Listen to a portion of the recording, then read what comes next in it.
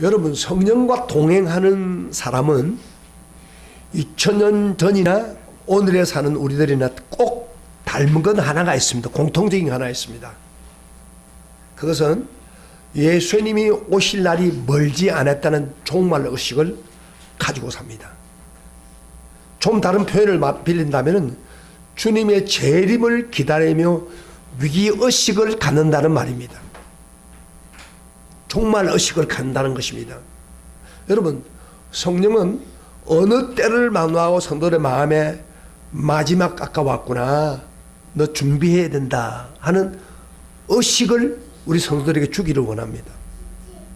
오늘 본문의 말씀은 1950년 전에 사도 바울이 사도행전에서 써진 로마서 말씀인데, 이 말씀에 보면 바울도 참 독특한 종말의식, 위기의식을 가지고 있었다는 것을 우리가 알 수 있습니다. 11절을 잠깐 보면은 한번 같이 읽어봅시다. 오늘 본문 11절을 여러분이 읽을 때 여러분 성경을 항상 확인해 보세요. 또한 너희가 이 시기를 알거니와 자다가 깰 때가 벌써 되었으니 이는 이제 우리의 구원이 처음 믿을 때보다 가까웠습니다. 자, 얼마나 긴박한 종말 의식을 가지고 있는가를 우리가 쉽게 발견할 수 있습니다. 자다가 깰 때가 되었다. 이제 구원이 처음 믿을 때보다 가까웠다. 사도 바울뿐 아니라 지난 수십 세기 동안 성령을 모시고 산 사람들은 하나도 예의 없이 자기 시대에 종말로 생각하면서 살았습니다. 그런데 바울이 이처럼 세상 종말을 경고하며 살았지만은 그의 시대에 주님이 왔습니까? 안 왔습니까? 안 왔습니다. 그가 떠난 후에 1950년 세월이 흘렀습니다. 그래도 지금 오지 않았습니다. 지금 또 언제 주님이 오실지 그날 그 시를 정확하게 알지 못합니다. 그런데 그럼에도 불구하고 그때나 지금이나 똑같이 마지막 종말 의식을 가지고 살아야 합니까? 이 종말 의식이 우리 머리로서 논리적으로 모순이라고 생각하지 않습니까? 예수님 바울이 그 당시에 오겠다고 했다면 와야 되는데 1950년이 지나갔습니다. 어떤 비판적인 그 신학생 하나가 교수한테 이런 질문을 했답니다. 분명히 사도 바울은 벌써 다 해서 구원이 가까웠다고 주님이 재림한다고 많은 사도들이 이야기를 하는데 그대로 안 왔지 않습니까? 1950년이 지났잖아요. 사기 아닙니까? 비판적인 그 신학생이 그렇게 질문했답니다. 그럼 일리가 있는 말이죠. 당장에 오면 되는데 지금 당연히 안 왔다 이 말이에요. 그러나 우리가 알아야 할 것은 우리 논리로는 모순인 같이 보이죠. 주님이 곧 온다 했는데 안 오니까 모순인 것처럼 보인단 말이에요. 그러다 보니까 성도들이 항상 아이고 주님 올까? 주님 재림하는 건 뭐 항상 이야기인데 이런 생각에 잡혀 있단 말이에요. 그렇지만은 처음이요 마지막이신 하나님, 어제나 오늘이나 영원토록 동일하신 하나님께서는 세계 사람들에게는 모순이 되는 게 보이지만은 모순은 절대 아닙니다. 베드로전서 3장 8절부터 13절에 보면은 이것에 대해서 명확한 이유를 말씀하고 있습니다. 왜 주님이 빨리 온다고 하면서 지금 오지 않고 있는가? 우리 성경 한번 찾아보세요. 베드로후서, 또 성경을 로마서를 이렇게 표시해 놓고 다시 돌아올 거니까, 예? 조금 넘어가면 베드로후서가 나옵니다. 요한계시록 앞에 베드로후서가 나오면 찾아보세요. 왜 즉시 오신다고 해놓고 아직 안 오고 있느냐 말이에요. 그 이유를 말합니다. 우리 베드로후서 3장 8절부터 13절까지 같이 읽어보겠습니다. 소리를 내서 읽어보겠습니다. 같이 성경 읽으세요. 같이 시작. 사랑하는 자들아, 주께서 하루가 천년 같고 천년이 하루 같다는 이 한 가지 사실을 잊지 말라. 주의 약속은 어떤 이들이 더디다고 생각하는 것 같이 더딘 것이 아니라 오직 주께서는 너희를 다하여 오래 참으사 아무도 멸망하지 아니하고 다 회개하기에 이르기를 원하시느니라. 그러나 주의 날이 도적같이 오리니 그날에는 하늘이 큰 소리로 떠나가고 물질이 뜨거운 불에 풀어지고 땅과 그 중에 있는 모든 일이 드러나리로다. 이 모든 것이 이렇게 풀어지리니 너희가 어떠한 사람이 되어야 마땅하냐. 거룩한 행실과 경건함으로 하나님의 날이 임하기를 바라보고 간절히 사모하라. 그날에 하늘이 불에 타서 풀어지고 물질이 뜨거운 불에 녹아지려니와 우리는 그 약속대로 의가 있는 곳인 새하늘과 새 땅을 바라보도다. 아멘. 왜 주님이 드디어 온다고 그럽니까? 왜 지금 당장 안 오고 그럽니까? 주님의 그 시간적으로는 하루가 천년 같고 천년과 하루 같은 게 주님의 생각입니다. 우리는 천년이 엄청 길잖아요. 그러나 주님이 볼 때는 천년이 하루같이 그런 주님인데 미래를 쭉 쳐다보고 있다는 거예요. 지금 미래를 바라보고 있다는 것을 이야기합니다. 그러면서 하는 말이 왜 사람들은 더디다고 하지만은 왜 주님이 오래 참고 더뎌 오십니까? 아무도 멸망하지 않고 다 회개하기를 원하기 때문에. 도저히 분명히 오세요. 오신 날짜는 분명하지만은 왜? 회개하지 않은 사람을 회개시켜서 한 사람도 한 사람을 더 구하기 위해서. 만약에 여러분요, 예수님이 바울 시대에 왔다면은 우리 한국 사람 어떻게 돼요? 또 그 후에 우리 한국에 복음이 들어오기 전에 1800년 전에 와버렸으면 어떻게 되겠어요? 나와 여러분이 예수 믿어요? 구원 알아요? 예수님이 참고 기다리면서 우리 모두가 구원받기를 원해서 그런 거예요. 할렐루야. 할렐루야. 지금도 안 믿는 아프리카나 또는 동남아시아 얼마나 많은 줄 아십니까? 그 사람들이 영혼이 안타까워서 참고 더디고 그런 거예요. 미루고. 할렐루야. 그래서 논리가 아닌 게 아닙니다. 논리가 맞지 않는 게 아닙니다. 반드시 옵니다. 그러나 분명한 것은 마지막 때를 분명히 정해 넣었습니다. 오늘 분명히 뭐를 한다고요? 주님이 마지막 올 때 도둑같이 오는데 어떻게 온다고요? 여기요 무슨 이야기를 합니다. 옛날 그 노아 때는 물로 세상을 판단했죠. 심판했죠. 그러나 불로 심판을 큰 소리 나고 물질이 뜨거운 불에 풀어지고 땅과 그 중에 있는 모든 일이 드러난다. 이게 지구가요 불덩어리 위에서 풀어진다 이 말이에요. 이걸 계속 강조하고요. 뒤에 보면 그날에 하늘이 불에 타서 풀어지고 물질이 모든 불에 녹아지려니와. 마지막 때는 불로 심판합니다. 한순간에 불로 심판한다 이 세고로. 그래서 분명한 마지막 때가 있습니다. 정해놨습니다. 그래서요 마지막 때가 되면 일단 그 주님의 날이 정해졌는데 그 순간부터 모든 역사의 과정을 종말을 성격을 이야기할 때 말세라고 그렇게 말합니다. 그래서 여러분 잘 보면 성경을 보면은 사도 바울 시대 말세라는 말을 많이 씁니다. 주님의 재림이 딱 정해진 후부터 전부 말세입니다. 예를 들면 이런 이야기입니다. 여러분 대학생이 입시 공부를 하지 않습니까? 입시 공부하는 아들 딸들이 있다고 합시다. 교육부에서 올해는 2018년에는 언제 대학 시험을 친다, 예비고사 시험을 친다 하면 그 날짜 있죠. 정해진 날짜 딱 정하면. 그럼 발표가 나자마자 입시에도 어떻게 됩니까? 가족들이나 긴장합니다. 위기의식을 사로잡힙니다. 대학까지 기간이 얼마나 남고 하는 상관없이 막 일종의 위기의식을 가지고 공부를 준비하죠. 자녀가 하도 고생하니까 어떤 부모가 이랬다고 합시다. 야, 1년이 남았는데 뭘 그렇게 지금 서두르냐. 천천히 해라. 한 달 나눠 공부해라. 그런 부모 있겠어요? 에? 절대 없습니다. 위기의식을 가집니다. 마치 12개월을 2, 3일 후에 일어날 것처럼 열심히 준비해야 됩니다.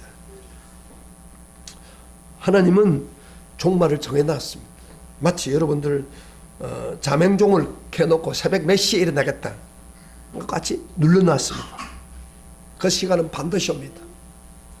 여러분 평창이 지금 올림픽을 한 달 후에 할 건데 평창이 올림픽 준비할 때에 사실 6년 내지 7년 정도로 전에 결정이 됐습니다. 결정이 됐지만은 그러면 우리는 뭐 시간 지나 보니까 이제 왔다 이 말이야. 그런데 그 결정이 나고 난 뒤에 많은 관계되는 사람들 얼마나 긴장한 줄 압니까? 거기에 있는 경기장을 지어야지요. 그 뭐 여러 가지 얼마나 많은 노력을 한 줄 압니까?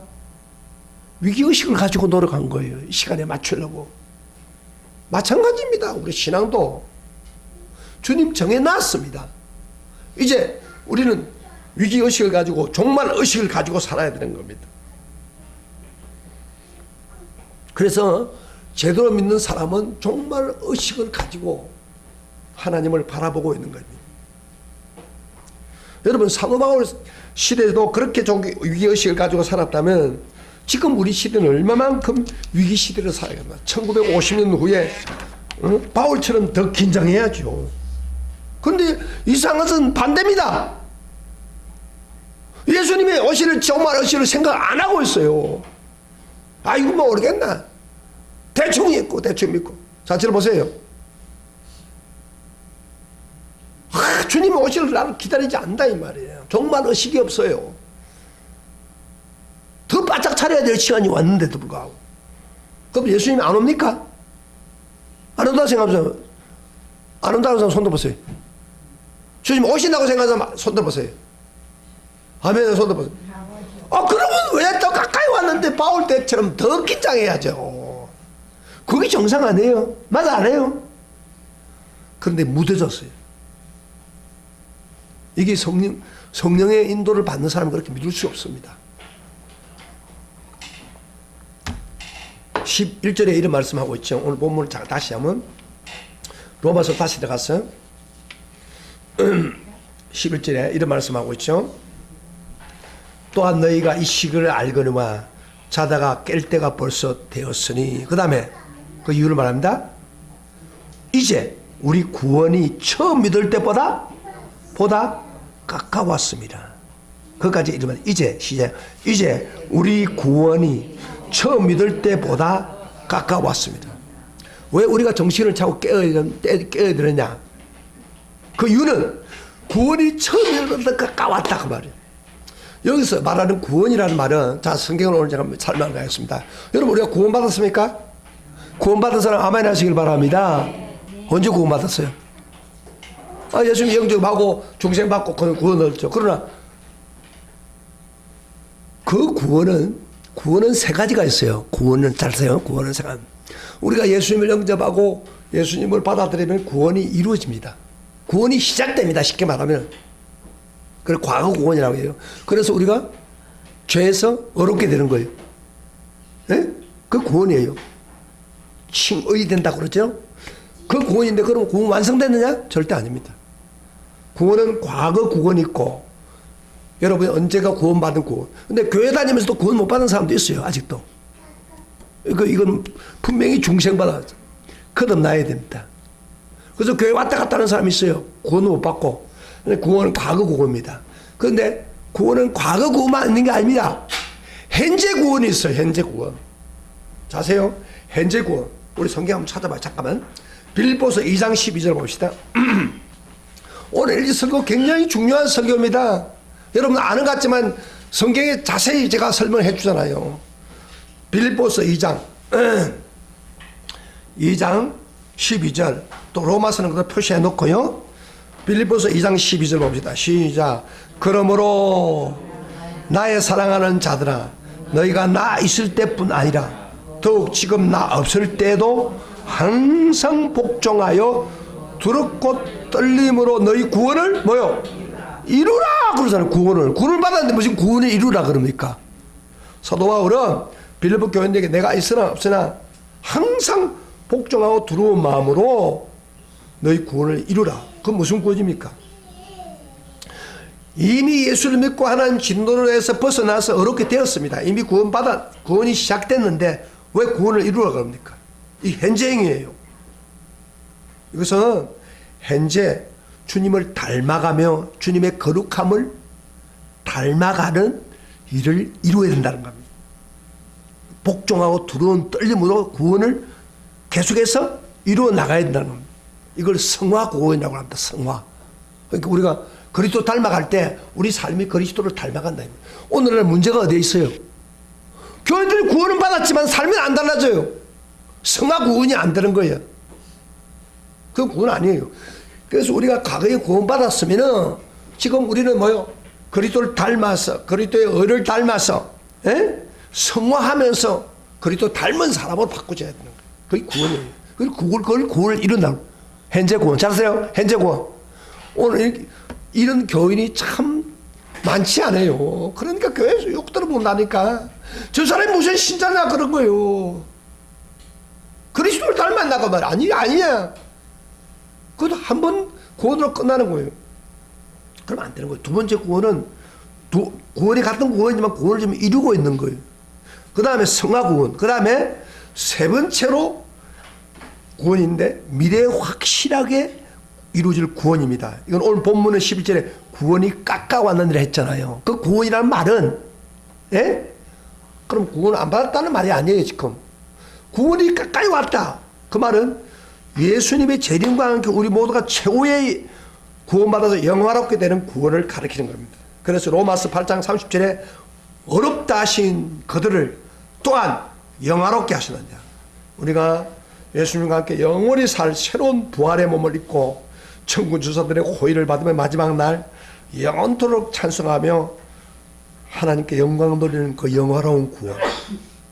완성된 구원입니다. 이 완성된 구원이 돼야 구원이 완성된 거예요. 그런데요, 잘 보세요. 우리 꼭 성도들 맥심하세요. 과거의 구원에서 내가 예수 믿고 중생 받았다 하더라도, 잘 보세요. 받았다 하더라도 이 과거 구원과 현재 구원과 미래의 구원이 연결이 안 되면은 구원이 완성이 안 됩니다. 오늘 굉장히 중요합니다. 설교 잘 들어요. 다른 거 잊지 말고 오늘 이거는 꼭 기억하세요. 많은 교인들이 어떤 착각에 빠지고 있느냐면요. 나무 구원 받았으니까 내가 대충 믿고 대충 살아도 예수님 다 해주시니까 땅에 믿고 세상 하고 싶은 데 다 사는 사람이 있어요. 마지막 가면 구원 못 받아요. 그 사람. 비록 구원 받았다 하더라도 현재 구원으로 통과하고 미래 구원까지 안 갔습니다. 완성이 안 된 거예요. 구원이 완성. 마라톤 하는 사람이 뭐죠? 마라톤 하는 일보다 마라톤 하는 사람이요. 마라톤을 해가지고 아주 처음에 세게 달렸어요. 100m 코스처럼 갔어요. 그리고 계속 가야 되는데 마라톤 하는 사람이 중간에 힘이 되니까 그만 주장 잡버려. 그럼 마라톤의 탈락입니다. 마라톤은 중간도 있어야 되지만 또 마지막까지 최선을 다해서 가야 됩니다.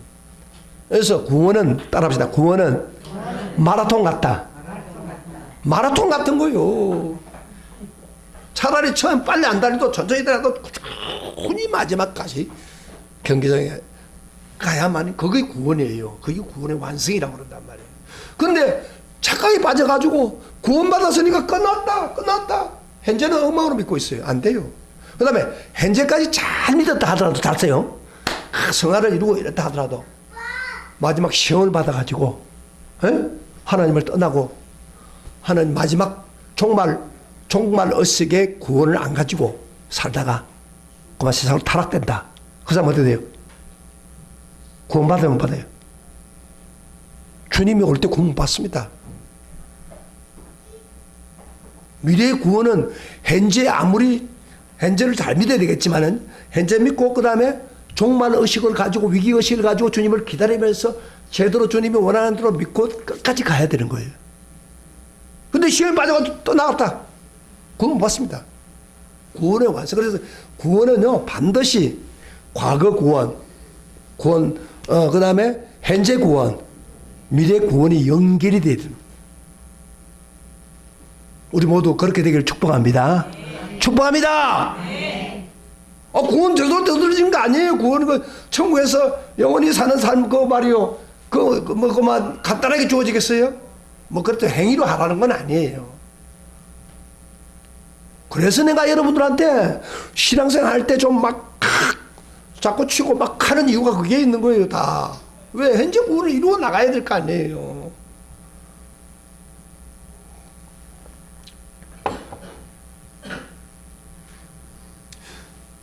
그러면 우리 완전한 구원의 완성을 위해서 예수님이 언제 재림합니까? 하나님은 자기 절대 주권을 가지고 정해놓은 바로 그 시간이 언제입니까? 그래서 마가복음 보면요, 예수님이 마가복음에서 이런 이야기를 합니다. 그 날은 아무도 모른다고 했어요. 그 날과 그때는 아무도 모르나니 하늘에 있는 천사들도 심지어 아들도 모르고 아버지만 안다고. 근데 옛날에 뭐 우리 한국에 뭐 예수님 재림한다고 막 해가지고 그랬죠. 왔습니까? 안 왔었잖아요. 그러니까 이 좀 이단이에요. 그날 아무도 몰라요. 하나님 정해놓은 절대적인 시간이 있지만은 아무도 몰라요. 아무도 이 날짜를 당길 수 없고 늦출 수 없습니다. 자명종의 시계를 맞춰 놓은 시간과 똑같습니다. 여러분, 제 시간 되면 따라라가 울린단 말이에요. 비록 그 시간에 정해져 있지만 그 언젠가 정말 알려주지 않았습니다. 우리한테. 하나님 우리에게 그 재림 날짜를 알려주면, 만약에 재림의 날짜 알려주면 어떻게 될까요? 재림의 날 매 얼마지? 2018년 9월 30일이라고 막 가만 놀다가 그 코앞에 가서 열심히 얘기하고 예수 믿으면 되죠. 하나님 그 어리석인 분이 아닙니다. 그래서 날짜 안 알려준 거예요. 위기 의식을 가지고, 종말 의식을 가지고 하나님을 기다리라 그 이야기예요. 여러분요, 우리가 보면은 확실히 자기 날짜를 가르치지 않는 것은 두 가지가 있습니다. 하나는 재림, 하나는 우리 개인이 죽는 죽음. 죽음 날짜 알아요?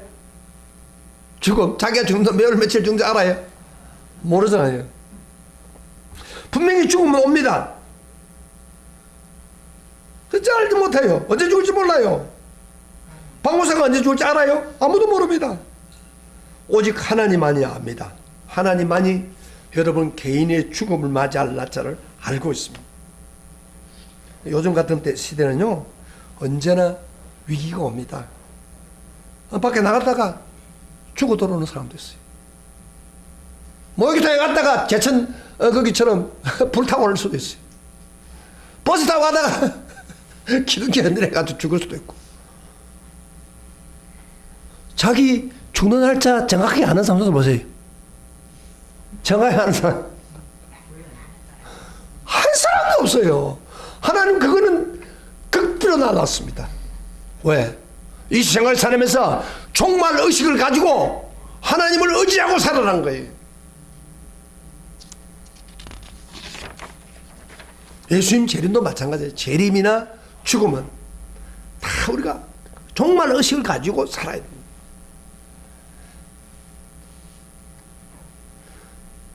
예수님, 그렇기 때문에 예수님이 마지막 때 말세에 대한 교훈의 설교를 하다가 계속 이렇게 말을 합니다. 깨어있으라, 깨어있으라. 한번 읽어볼게요. 마태복음 24장 42절. 깨어있으라. 어느 날에 너희 주가 임하는지 너희가 알지 못합니다.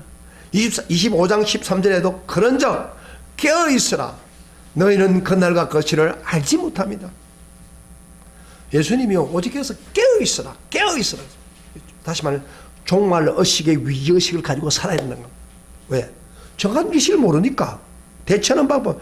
여러분, 자기가 정확한 일시를 모를 때는 대처하는 방법은 깨어있는 것밖에 없어요. 준비하는 것밖에 없어요. 그게 실수하지 않는 비결이. 근데 시험은요, 예비고사를 떨어져도 점수가 나빠도 다 재수할 수 있어요. 그러나 예수님의 재림 때에 제대로 준비 못한 성도는 영원히 가슴을 치면서 후회합니다. 영원히. 왜? 그때 준비가 안 된 사람은, 준비된 사람은 막 새 몸을 입어서 공중에 주님을 맞이하고 영원히 하늘에 사는, 올라가는데 나는 버림받고 영원히 불타는 지옥에서 고통하며 괴로워한다고 하면 상상해 보세요. 이거 기가 막히는 거예요. 나 과거에 복음 듣고 예수 믿었다. 그 다음에 현재도 믿었다. 교회도 잘 다녔다. 헌금도 하고 다 했다. 근데 마지막 순간 어떻게 시험이 돼가지고 준비 안 하고 종벽 없이 살았다고 하시다. 차라리 안 믿는 사람은요, 저째 보세요. 전혀 안 믿는 사람은 몰랐기 때문에 그랬다 하더라도 지옥, 어차피 나쁜 짓 많이 했으니까 지옥 가는 거 당연하다고 생각했지만은, 예수 믿고 하나님 믿는다고 하면서도 저 뒤에 봐야지요. 들으세요. 제가 안타까운 그런 거예요. 설교들 한 사람 나와. 한 사람만 있으면 가야 돼. 설교를 열심히 듣고 신앙을 잘 하다가 마지막 종말 의식을 잃어버리고 위기를 얻어버리고 중간에 탈락해버려 보세요. 주님 너 모른다 하는 노릇을. 얼마나 가슴을 치릅니까? 그렇게까지 열심히 듣는데 마지막 종말을 맞이하지 못하면 가슴 치는 날이 온다 이 말이에요. 그때는 권사나 집사 아무 상관없어요. 목사도 아무 상관없어요. 위기의식을 가져야 됩니다.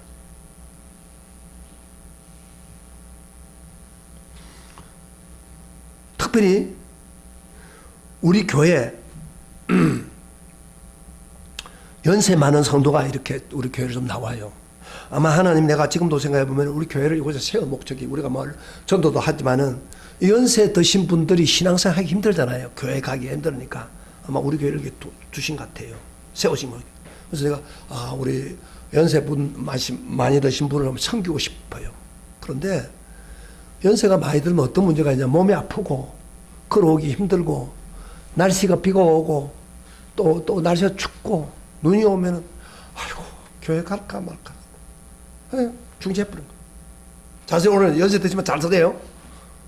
그래가지고 믿는 것도 안 믿는 것도 아니고 믿는 것도 아니고 왔다 갔다 하면요 불안합니다. 이거 이 신앙은 사람이 보세요. 우리 시대에 예수님이 딱 오면 좋아요. 잘 믿을 때 오면 좋아요. 막 우리 몸이 막 부활해서 예수님을 맞이할 거예요. 할렐루야 된다 말이에요. 그런데 예수님이 우리 시대에 안 올 수도 있잖아요. 안 그래요? 안 오면은 그럼 우리는 어떻게 죽는단 말이에요? 육체가 죽는단 말이에요? 죽는 순간이 마지막입니다. 예수님 재림과 똑같아요. 우리 신앙은 그때까지 믿음을 하나님 보시는 거예요. 근데 그때까지 믿음 생각 못하고 그만 뭐 피곤하다고 그러고 나이가 많다고 그러고 뭐 오래가지고 신앙생활 안 하고 대충 이렇게 믿기 성기되면 잘 보세요. 그 사람 구원 못 받습니다. 못 받을 수도 있어요. 왜냐하면은 보세요. 한번 죽고 나면은 그 다음부터는 우리가 육신이 떠났기 때문에 육신이 떠났기 때문에 영만 있기 때문에 노력할 수 없어요. 어떻게 뭐 신앙 봉사하고 그런 거 없어요. 여기 유일하게 있을 때 교회도 봉사하고 하나님 섬기는 거예요. 그게 마지막이에요. 그렇기 때문에 하나님 마지막 보고 우리가 그 사람이 재림할 것이 안 가지 판단하는 거예요. 그래서 연세 드신 분들이 굉장히 힘들지만은 이 고비 잘 못 넘기면은 여러분 신앙 하나님 인정하지 않을 수도 있어요. 이건 농담이 아니에요. 마지막 왜? 죽는 날까지 계산할 거 아닙니까? 예를 들어서 믿음 생활을. 그래서 우리 신앙생활하는 우리 연세 드신 분 하나님께서 여러분들을 좀 끝까지 믿도록 인도하라고 하나님이 이렇게 보낸 거예요. 그럼 목사 말을 들어야죠. 오늘 이 말씀 잘 드세요. 깨어서 정신을 차리고 끝까지 하나님 섬겨야 되지 않습니까? 그렇게 되기를 주의 여러분 축복합니다. 네. 축복합니다. 네. 그래 여러분들이 연세대 부도 갔다 예수 믿다가 나도 가고 이러면 탁 가서 저 유건사님 저 뭐 박집사 뭐 받고 맞아 그때 잘 믿더니 천국에서 할렐루야. 그런데 보니까 어떤 교회는 안 보여. 그 교회는 어디 갔어? 그 주사는 어디 갔어? 모르겠어요. 아무 사람 없으면 어디 있어요? 천국 없으면 어디 있어요? 지옥에서 고통당하고 있는 거예요. 지옥에서 고통을 당하면서 그때 박 목사가 그렇게 이야기하고 그렇게 했대도 듣지 않고 대충 했더니 내가 이런 고통을 당할 거야 당하고 있어 하고 울며 가슴을 쳐도 소용이 없습니다. 거기에 보세요. 영화 혹시 이런 영화 한번 보세요. 내가 신과 한캐라는 영화 봤어요. 그게 기독교 영화가 아닙니다. 요 천만 나는데 불교 영화예요. 불교 영화인데 죄를 지으면 그 죄에 대한 반드시 보응을 한다는 거예요. 그러니까 죄에 대해서 거짓말하면 거짓말 너무 무서워요. 그걸 다 처리돼야 불교에서는 겨우 한생시킨다는 거예요. 불교가 이렇게 구원이 어렵습니다. 우리 기독교는 그에 비하면 아무것도 아니에요. 예수 믿고 죄 용서받고 끝까지 믿음 생활하면 구원받는 거예요. 그걸 보면서 아 우리가 잘 믿고 있구나. 불교 믿었으면 얼마나 힘들겠어요. 안 그래요?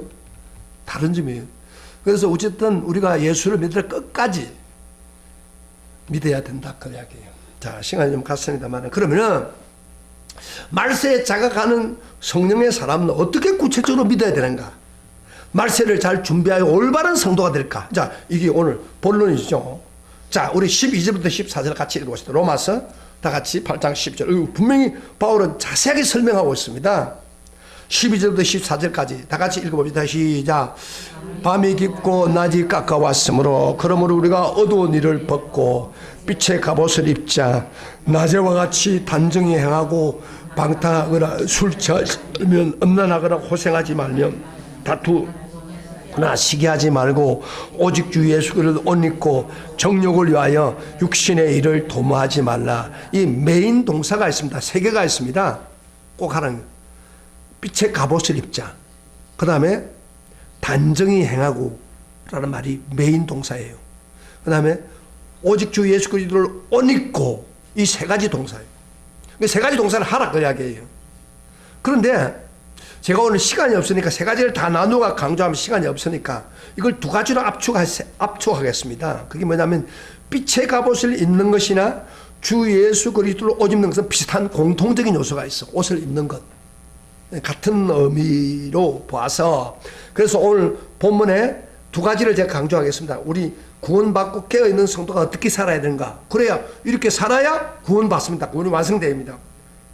단정하여 우선 단정해야 됩니다. 오직 예수로 옷 입어야 됩니다. 그래서 우리 설교 제목이 뭐예요? 단정하여 오직 예수로 옷 입자. 따라합시다. 단정하여 오직 예수로 옷 입자. 아, 다른 거 뭐라도 제목은 알아둘까요? 오늘 제목 뭐예요? 단정하여 그 다음에 예수로 옷 입자. 옆에 사람은 단정하여 예수로 옷 입자. 아, 제목은 좀 알아야 될까? 제목도 모르고 가는 사람 많아요. 자, 그런데 오늘 무슨 단정히 행해야 했다. 그런데 13절 보겠습니다. 13절 오늘 본문에 낮에와 같이 단정히 행하고. 그렇죠? 여러분 단정히 행하라는 말이 무슨 말이에요? 좀 이렇게 싹 안 들어와요. 단정히 행한다는 말은 단정하지 못한 삶과 비교해보면 알아요. 그 여기 뒤에 단정하라 이걸 놓고 단정하지 못한 삶을 뒤로 이야기해놨어요. 못한 사람. 단정하지 못한다는 것은 밤중에 어두운 죄악 가운데 살며 깨어있지 못한 사람. 그렇게 말할 수가 있는데 단정치 못한 행동을 구체적으로 13절 후반절에 한번 같이 읽어보죠. 15절 후반절에 뭐라고 했습니다. 낮에와 같이 단정히 행하고 그 다음에 단정하지 못한 게 뒤에 나와요. 방탕하거나 그 다음에 술 취하지 말며 음란하거나 호색하지 말며 다투거나 시기하지 말고. 이거 하나하나 제가 조목적으로 이게 단정치 못한 행동이에요. 그러니까 단정한 행동을 하려면 단정치 못한 행동을 알아야 될 거 아니에요. 안 그래요? 단정치 못한 일을 않는 행동을 안 해야 단정한 삶을 사는 거예요. 근데 오늘 이 설교를 들어야 돼서 지금 안 왔어요. 지금 단정하지 못한 삶을 우리가 이야기하는 겁니다. 자 보세요. 이 방탕한다 하는데 먼저 방탕하지 말고 그런데 방탕이 뭐예요? 방거리 쏟아다니면서 뭐 소란을 펴는 건달 같은 그런 게 눈에 확 들어오잖아요. 그들의 생활은 매우 난잡합니다. 목적도 없고 의미도 없습니다. 목적이 있다고 해도 영원한 목적이 아닙니다. 나름대로 열심히 살아가기는 하지만 허무한 것에 매달려 무가치한 것들을 붙들고 실험하는 것입니다. 기분 내키는 대로 고래고래 소리를 지르며 마시고 즐기고 돌아다니는 사람. 여러분 오늘 교회 다니는 사람 중에서도 이렇게 방탕한 사람 많습니다. 예수님이 우리에게 말씀한 진정한 목적에 관심이 없고 자기 멋대로 살아가는 거예요. 하고 싶은 대로 살아가는 거예요. 그런 사람은요 단정치 못하기 때문에 방탕하고 쾌락하고 마음대로 사는 단정치 못한 사람이기 때문에 절대 예수님의 재림을 받아들일 수 없습니다. 준비할 수 없습니다. 거기에 빠져 있는데 뭘 방탕합니까? 그 다음에 또 뭐가 있어요? 술 취한다. 이 방탕한 사람에게 필수적으로 나타나는 현상입니다. 먹고 마시고 즐기는 낙을 삼습니다. 이 세상 재미에 푹 빠진 사람을 술 취한다면. 요새는 남자들만 옛날에 술 먹는 게 아니고 오늘 성도 여자들도 꼴락꼴락하여 술 마십니다. 여러분 드라마 보면요, 여자들도 술 먹고 막 취합니다. 여러분 예수님보다 술을 더 좋아하는 사람 여러분 있습니까? 우리 교인 중에 한 분 있긴 있어요. 근데 오늘 안 왔네 설교. 근데 설교를 들어야 될 순간 안 온다니까. 만약 당신이 그런 사람이면 단정치 못한 사람, 이런 사람은 정말 신앙 가질 수 없습니다. 엄난하다고 했습니다. 엄난은 원어에 보니까 코이테라는 말인데 이 말은 침상이라는 뜻이에요. 침상. 쉽게 말하면 금지된 침상을 말합니다. 그릇된 욕망에 붙들려서 남녀 서로 눈만 맞으면 좋다 무슨 짓을 해도 하자, 서로 말초신경의 감각에 붙들려 마음껏 쾌락을 누리는 것입니다. 이 오늘 현대인들이 빠지기 쉬운 죄악이죠. 단연치 못한 행동. 이 사람은 예수보다도 이성에 더 마음이 있습니다. 이런 성도가 종말을 기다릴 수 있겠습니까? 그 다음에 호색한다는 말이 있습니다. 호색하다고. 단연치 못한 행동을 지명합니다. 호색은 얼굴에 철판을 깐 파렴치한 행동을 말합니다. 고약한 짓을 해놓고 부끄러워하지 못하는, 부끄러워할 줄 모르는 사람입니다. 어떤 사람은요, 자기 가정을 완전히 파탄시켜서 만들어 놓고 다 여자와 같이 보란듯이 살면서 그 아내에게 전화를 가지고 억장 무너진 소리를 지르고 있습니다. 이건 철면피입니다. 철면피. 이런 호식한 사람 절대 하늘나라에 천국을 갈 수 없습니다. 쟁투한다 이런데 악한 경제심을 가지고 자기만을 내세우는 이기주의입니다. 남을 짓밟고도 자기만 살겠다는 무서운 욕망.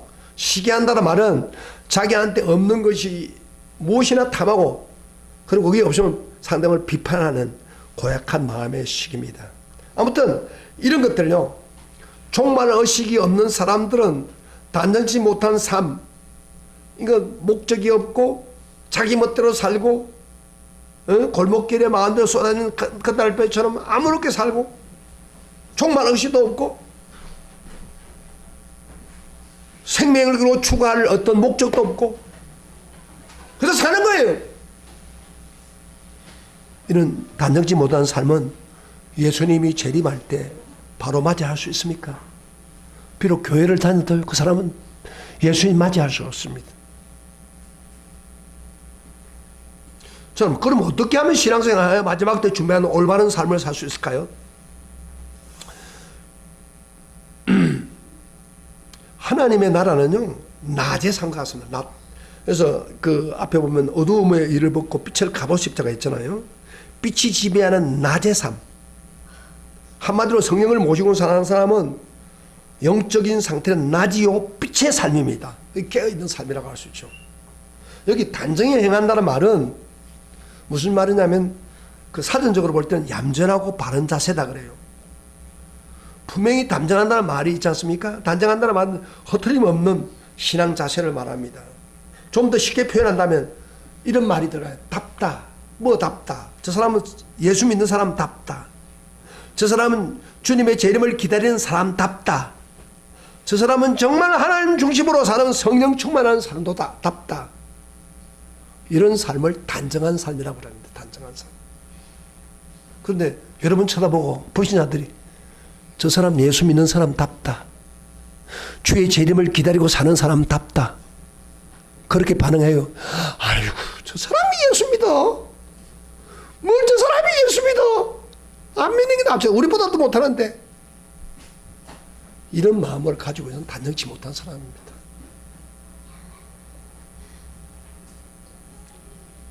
단정치 못한 성도는 자기 정욕을 채우기 위해서 육신이 원하는 대로 살아갑니다.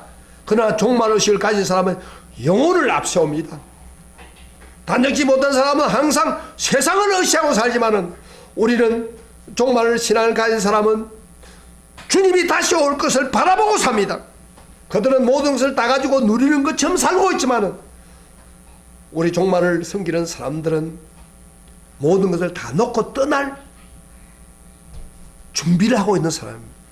그들은 자기를 기쁘시게 하는 것이 최상의 목표로 살지만은 우리는 오실 예수님을 기쁘시게 하려고 최상의 목표를 가지고 사는 것입니다. 색깔이 다릅니다. 같이 교회를 다녀도 종말 의식을 가진 사람과 단정지 못한 삶을 사는 사람과 또 다릅니다. 여러분 어떤 사람입니까? 자, 저 제가 거기 들어요. 중요한 순간입니다. 설교 굉장히 중요한 거예요. 여러분 단정한 삶을 사는 것 같아요? 아니면 진짜 단정 없이 사는 것, 단정치 않은 사람 같아요? 이거 다시 한번 점검해 봐야 돼요. 주님의 재림을 기다리고 사모하고 있습니까? 그건 나하고 상관이 없다고 생각하십니까? 내 멋대로 삽니까? 그런 사람은요 버림받습니다. 예수님 재림해도 만나지 못합니다. 그래서 예수님은 단정히 사는 사람을 이렇게 표현하고 있습니다. 12장, 누가복음 12장 35절에 허리띠를 띠고 등불을 켜 서 있는 하인을 비유합니다. 주인이 언제 올지 몰라요. 깨어서 허리에 띠를 띠고 등불을 켜서 문 앞에 서서 하인이 주인이 오니까 기다리고 있는 거예요. 주님의 최선의 방법은 주님을 기쁘시게 하는, 흐트러지지 않는 모습. 이게 단정한 삶이라는 겁니다. 예수님이 주인이십니다. 오실 것입니다. 신랑 되신 예수님이 준비해가지고 단정한 모습으로 우리가 기다리기를 주의 이름으로 축복합니다. 축복합니다. 사도 바울은 그렇게 해야 바로 주님을 맞이할 수 있다는 거예요. 완전한 구원을 이룰 수가 있다는 거예요. 한 가지만 더 봅시다. 시간이 갔습니다만 한 가지 더. 성경에 있는 말씀이니까. 오직 주 예수 그리스도 옷을 입는 삶입니다. 14절에 오직 주 예수 그리스도를 옷 입고 정욕을 내 육신의 일을 도모하지 말라. 제가 아까도 얘기했죠. 어두운 일을 벗고 빛을 값어서 입자는 것과 14절에 그리스도를 옷 입자는 말과 공통점이 많습니다. 입자는 것은 같은 이야기 아닙니까? 옷이 날개라고 하지 않습니까? 옷은 어떤 의미에서 삶에 표현하고 있습니다. 아침에 여러분 옷을 입고 있을 때 하루의 삶을 그 옷이 지탱하고 지배하고 있습니다. 저도요 신사복을 입고 이렇게 설교하려고 딱 왔을 때는 제 태도가 달라질 수밖에 없어요. 그런데 제가 예비군복을 옛날에 운동을 받으면서 예비군복 입었을 때는 완전히 개사반이죠. 누구 눈치 볼 필요도 없고 이 옷을 입는 거예요. 옷이라고 하면 그렇게 중요해요. 그래서 옷은요 자기를 표현하고 있고 삶의 앞부분이 되고 그 옷이 우리를 지배합니다. 그러면 예수 그리스도를 옷 입으라는 말 무슨 말입니까? 그리스도가 내 삶의 표현이 되어야 됩니다. 오직 예수님을 말씀하신 대로 너희 마음에 이 마음을 담으라. 꼭 그리스도의 마음이니 그리스도의 겸손한 마음을 가지고 우리 인격인 예수님의 인격인 의와 사랑과 자비와 온유로 무장하고 그리고 오직 예수님께 영광을 크게 높이 드리는 그런 삶. 이게 말세에 우리가 사는 중심이 되어야 됩니다. 제가 전에 강조했죠. 부활에 대한 설교를 계속했죠. 부활 신앙을 가지고 부활하신 주님과 항상 교제하고 예수 그리스도를 옷 입고 부활하신 주님의 재림을 기다리면서 부활하신 주님에게 항상 영광을 돌리는 삶. 이게 바로 말세에 사는 우리 성도들의 확실한 태도입니다. 예수 그리스도를 옷 입기를 주의 이름으로 축복합니다. 예수 그리스도의 옷이 있어서 빛이 나야 할 거 아니에요. 가슴에 예수 그리스도의 마음, 예수님의 인격을 가지고 예수 그리스도를 높이는 그런 삶이 있을 때 우리는 정말 예수님이 언제든지 오더라도 우리는 맞이할 수가 있습니다. 사실 오늘 본문은 한마디 말씀만 하고 마치겠습니다. 이 본문의 말씀은 역사적으로 굉장히 엄청난 영향을 끼친 사람을 변화시킨 놀라운 말씀입니다. 오래전에 지금부터 한 1000년 더 됐습니다. 1000년 더 됐는데 북아프리카 출신인 한 청년이 마니교라고 하는 데 빠졌습니다. 이 마니교는 이단 종파인데 방탕하는 삶을 합리화시키는 이단입니다. 교리적으로 방탕이 인간의 가장 자연스러운 본능의 표현이다. 그래서 사람이 본능적으로 사는 게 정상적이다 하는 그런 교리를 주장하는 마니교라는 이단에 빠졌습니다. 그래서 이 청년도 그렇게 살았습니다. 심지어 여자와 결혼 나누고 동거하며 살았습니다. 그런데 그의 어머니는 독실한 크리스찬으로서 이 안타까운 아들을 보면서 눈물로 밤낮 기도하고 있었습니다. 근데 이 청년은 수사학을 전공했고 수사학 교사가 되어가지고 탁월한 웅변을 하다 보니까 자기의 저질 행동과 부도덕 삶을 얼마든지 합리적으로 변정하면서 정욕에 붙들려 살았습니다. 그러나 그 양심까지 속일 수가 없습니다. 그는 그 부도덕한 삶을 살면서 항상 마음이 편안하지 않습니다. 불안하고 공허합니다. 그런데 어느 날 갑자기 자기 집 바깥 정문에서 아이들이 놀고 있는데 펴서 읽어라 펴서 읽어라는 그런 소리를 들었습니다. 그 라틴어로 톨레레고 어린애들이 부르는지 또 어려서 부르는 말도 톨레레라는 소리가 들렸습니다. 그런데 이 소리가요 이 사람에게는 하늘의 음성처럼 크게 들렸습니다. 톨레레고 그래서 깜짝 놀래가지고 마침 자기 앞에 있는 성경을 펼쳤습니다. 이 성경을 딱 펼치는 순간에 어떤 성경이냐면 오늘 읽었던 우리 있던 성경이 딱 들어왔어요. 그래서 또한 너희가 이 시기를 알거니와 자다가 깰 때가 벌써 되었으니 이는 우리의 구원이 처음의 보다 더 가까웠습니다.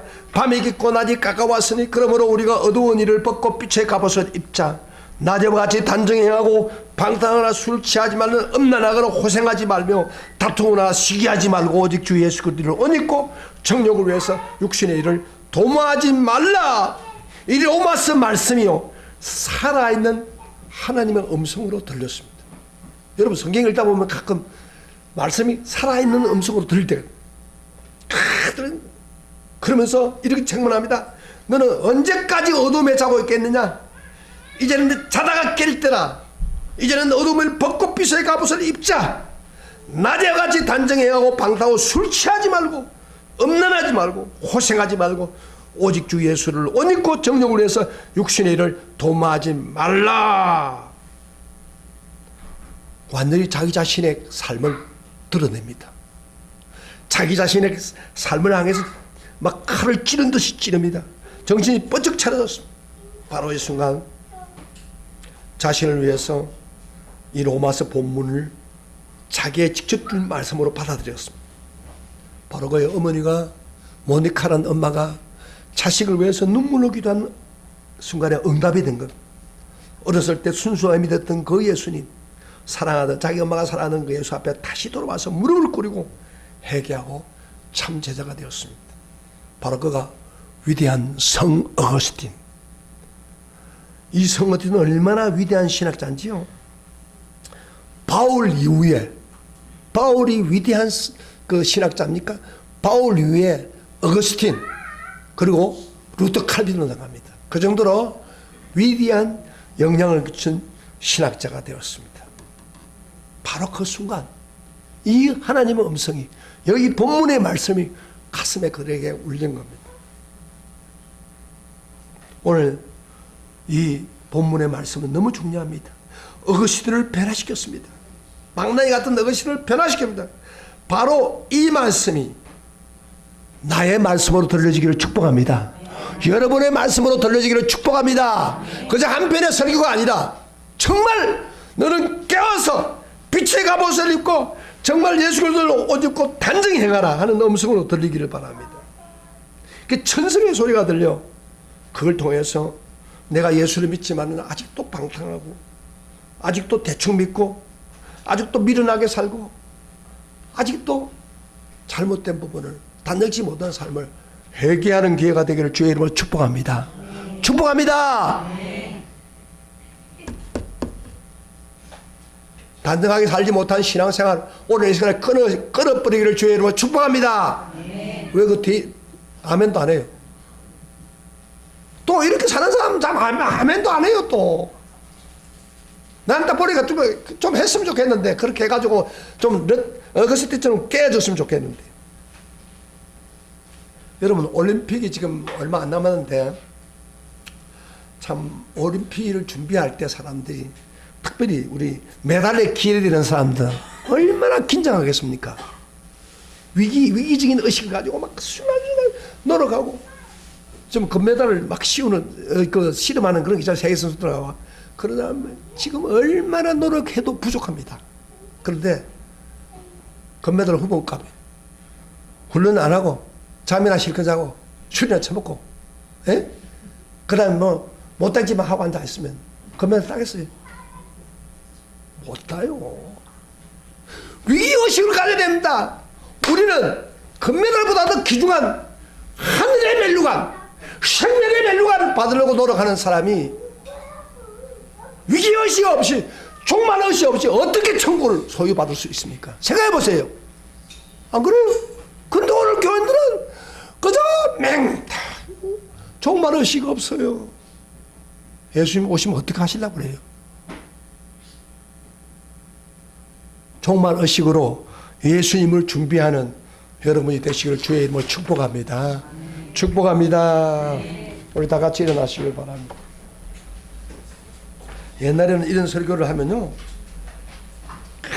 성도들이 아멘 아멘 합니다. 이런. 근데 요새는